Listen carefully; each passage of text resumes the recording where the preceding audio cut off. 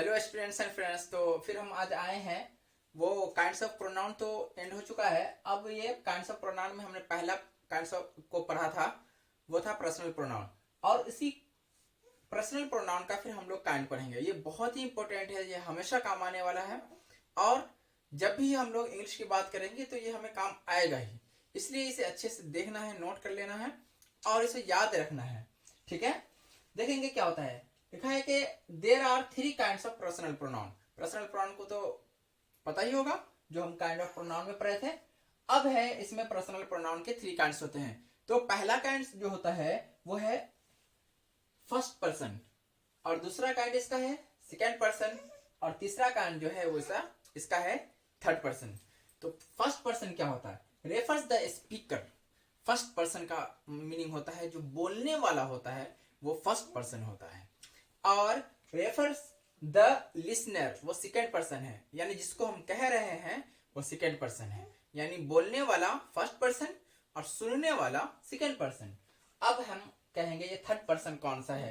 तो पर्सन और thing spoken about, यानी कोई व्यक्ति या वस्तु जिसके बारे में हम कह रहे हैं। यानी फर्स्ट पर्सन हम हैं और सेकेंड पर्सन जिसको बोल रहे हैं यानी जो सुन रहा है वो सेकेंड पर्सन है, और जिसके बारे में हम कह रहे हैं वो थर्ड पर्सन है। जैसे हम बोल रहे हैं तो हम फर्स्ट पर्सन है, आप सुन रहे हैं तो आप सेकेंड पर्सन है, और इसके बारे में हम पढ़ा रहे हैं तो ये थर्ड पर्सन है। ओके, तो अब हम लोग देखेंगे फर्स्ट पर्सन जो होते हैं वो दो तरह के होते हैं।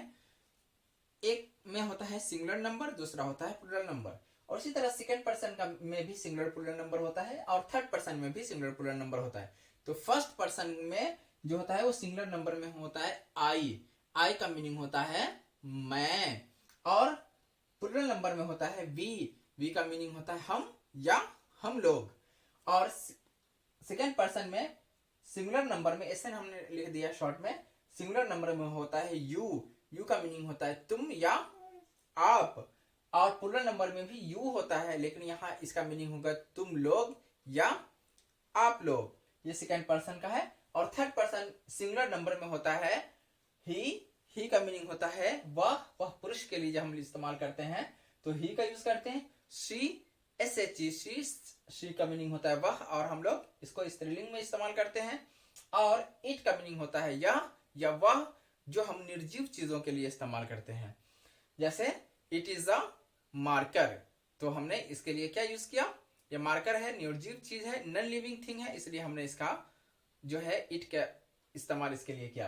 अब है ये थर्ड पर्सन प्लूरल नंबर में क्या आता है? दे। दे यानी ही अगर एक से ज्यादा होगा फिर भी दे, अगर शी एक से ज्यादा होगी तो दे का यूज करेंगे, और इट एक से ज्यादा होगा तो हम लोग यहाँ दे का यूज करेंगे। तो ये बहुत ही इंपॉर्टेंट है, first person, second person and third person. इसका सिंगुलर में क्या नंबर में क्या आता है, प्लूरल नंबर में क्या आता है, और सभी का इसी तरह से इसको नोट करके याद करना है और याद करके याद रखना भी है। ओके, हम लोग अब अगला नेक्स्ट देखेंगे क्या है।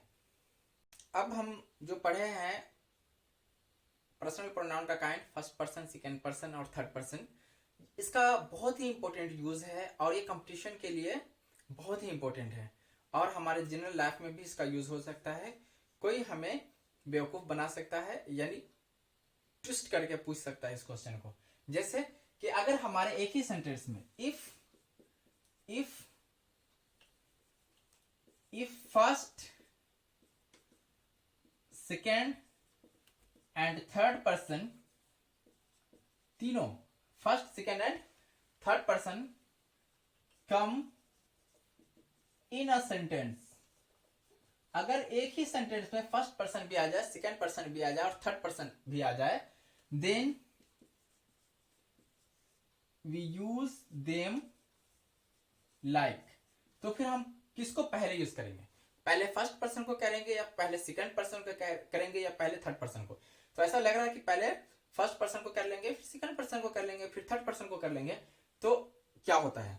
तो याद रखना है कि 1 2 3, यानी पहले फर्स्ट पर्सन को, फिर सेकेंड पर्सन को, फिर थर्ड पर्सन को।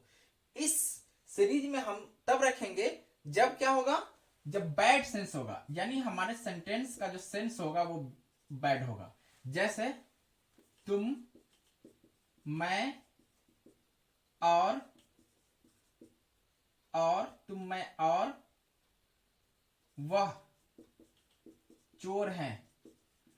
तुम भी चोर हो, मैं भी चोर हूं और वह भी चोर है। तीनों क्या है, इसमें तीनों पर्सन है।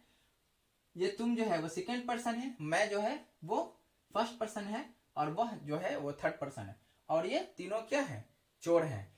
तो ये बैड सेंस हुआ है ना, चोरी करना तो अच्छी बात है नहीं, तो ये बैड सेंस हुआ। तो हम लोग पहले फर्स्ट पर्सन का यूज करेंगे। देखो हिंदी में लिखा हुआ सेकंड पर्सन पहले, लेकिन जब इंग्लिश का इसका सेंटेंस बनाने के वक्त हम लोग पहले फर्स्ट पर्सन का यूज करेंगे। तो फर्स्ट पर्सन कौन है, मैं, आई और कौन, उसके बाद second person you, I, you and, और कौन, थर्ड पर्सन वह, he, I and, I, you and he. अब यहां एक से ज्यादा हो गया तो हम लोग आर का यूज करेंगे। यहाँ पे भी कंफ्यूजन होगा कि ही के बाद तो इसका यूज होना चाहिए, आर का यूज क्यों हुआ।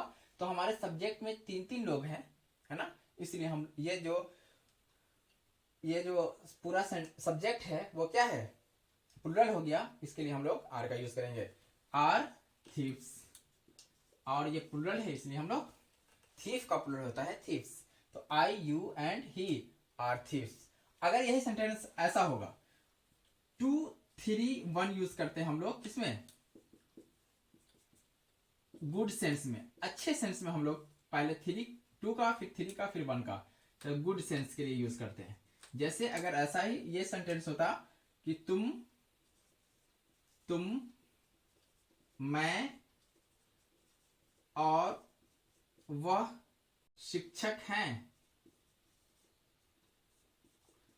तुम, मैं और वह शिक्षक हैं, यानी तुम भी शिक्षक हो, मैं भी शिक्षक हूं और वह भी शिक्षक है। तो ये बैड सेंस तो है नहीं, ये गुड सेंस है। गुड सेंस में हम बोलेंगे तो हम लोग यूज करेंगे पहले क्या, पहले सेकंड का। इसमें सेकंड है, अगर थर्ड भी होता पहले तो फिर हम लोग सेकंड का ही यूज करते हैं। तो होगा यू, उसके बाद third person he and I, और उसके बाद आई के साथ सिर्फ आर, एम का यूज नहीं होता है, यहां क्या होगा, आर का यूज होगा। You, he and I R teachers. तो याद रखना है, क्या याद रखना है कि अगर हमारे सेंटेंस में फर्स्ट पर्सन, सेकंड पर्सन और थर्ड पर्सन तीनों हो तो हम लोग बैड सेंस में अगर यूज करेंगे तो पहले फर्स्ट पर्सन का, फिर सेकंड पर्सन का, उसके बाद थर्ड पर्सन का यूज करेंगे। और अगर गुड सेंस में यूज करेंगे तो पहले सेकंड पर्सन का यूज करेंगे, फिर थर्ड पर्सन का यूज करेंगे, फिर फर्स्ट पर्सन का यूज करेंगे। पहले सेकंड, उसके बाद थर्ड, उसके बाद 1 गुड सेंस के लिए और बैड सेंस के लिए 1, 2, 3। ओके, तो ये बहुत ही इंपॉर्टेंट है। और ये हम कहना चाह रहे हैं कि कल से जो है होगा वो क्लास होगा वो इंटरमीडिएट के लिए। अब लगभग 2 महीने बाकी है, 2 महीने से भी कम है, बिहार बोर्ड के एग्जामिनेशन का डेट भी आ गया है, तो 2 महीने से भी कम है। तो उसके लिए जो 100 मार्क्स का इंग्लिश होता है, अब उस पर फोकस होगा, उस पर क्लास कराया जाएगा और वो क्लास बहुत स्पीड होगा, क्योंकि अब कम ही वक्त में हम चाहते हैं कि इस सिलेबस को कंप्लीट कर देंगे, इंटरमीडिएट का 100 नंबर का इंग्लिश। ओके, तो सभी दोस्तों से कहते हैं कि ये हम सिर्फ 2 महीने में पूरे 100 नंबर के इंग्लिश को ग्रामर के साथ बुक का यानी पूरी तैयारी 100 नंबर की कराई जाएगी। Okay, thank you very much. और इस चैनल को सब्सक्राइब करें, वीडियो को शेयर और लाइक जरूर करें ताकि हम और अच्छी अच्छी वीडियो आपके लिए बनाते रहें।